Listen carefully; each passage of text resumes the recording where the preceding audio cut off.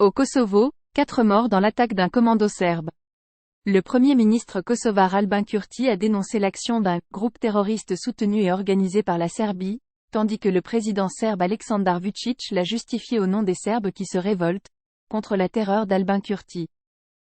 Un tel niveau de violence n'avait pas été vu depuis plus d'une dizaine d'années au Kosovo. Dimanche 24 septembre, les forces de police de ce petit pays des Balkans à majorité albanaise ont affronté ce qui ressemble à un véritable commando d'hommes armés serbes qui circulait dans le nord du pays, une zone de non-droit peuplée d'environ 40 000 Serbes qui refusent de reconnaître les autorités de Pristina. Qualifié par le premier ministre kosovar Albin Kurti de « groupe terroriste », soutenu et organisé par la Serbie, ce commando, lourdement armé, se déplaçant avec des véhicules 4x4 non immatriculés a tué un policier d'ethnie albanaise qui cherchait à contrôler leur véhicule alors qu'ils essayaient visiblement d'installer des barricades en pleine nuit dans le petit village de Baniska. Tout au long de la journée de dimanche, les forces de l'ordre kosovars ont poursuivi les assaillants avant de les intercepter dans un monastère orthodoxe où ils s'étaient retranchés. Selon un bilan encore provisoire établi dimanche soir par le ministre de l'Intérieur Kselal Svečla, 3 assaillants ont été tués et 6 autres ont été arrêtés et placés en garde à vue pour « attaque contre l'ordre constitutionnel ». Les préparatifs consistaient à attaquer massivement la police et les institutions du Kosovo, a dénoncé le ministre en affirmant que les forces de l'ordre avaient mis la main sur un véritable arsenal susceptible d'équiper des centaines d'autres assaillants. Lire aussi, article réservé à nos abonnés.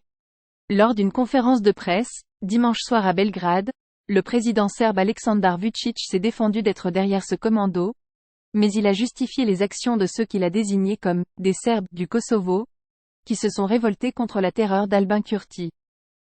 S'il a déploré la mort du policier albanais, il a reproché aux dirigeants kosovars d'en être le seul responsable parce qu'ils veulent la guerre.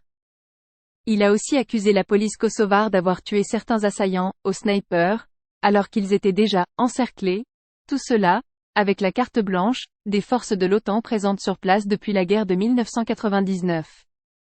La situation ne fait qu'empirer. Ces propos agressifs d'un dirigeant ouvertement soutenu par Moscou font craindre le pire. L'attaque de dimanche a d'ailleurs suscité une vague de condamnation et d'inquiétude en Occident. Josep Borrell, le haut représentant de l'Union européenne pour les affaires étrangères, a parlé d'un « attentat terroriste hideux et lâche » et appelé au retour, au calme et la stabilité, après avoir parlé à MM.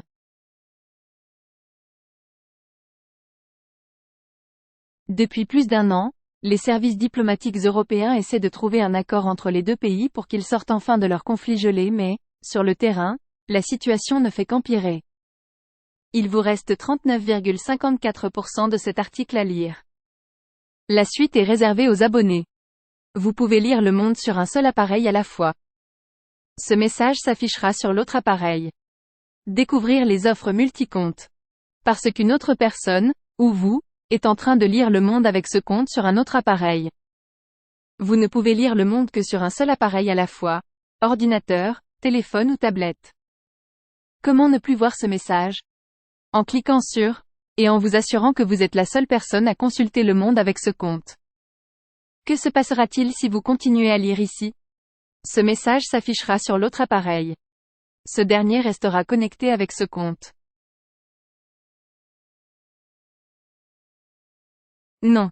Vous pouvez vous connecter avec votre compte sur autant d'appareils que vous le souhaitez, mais en les utilisant à des moments différents.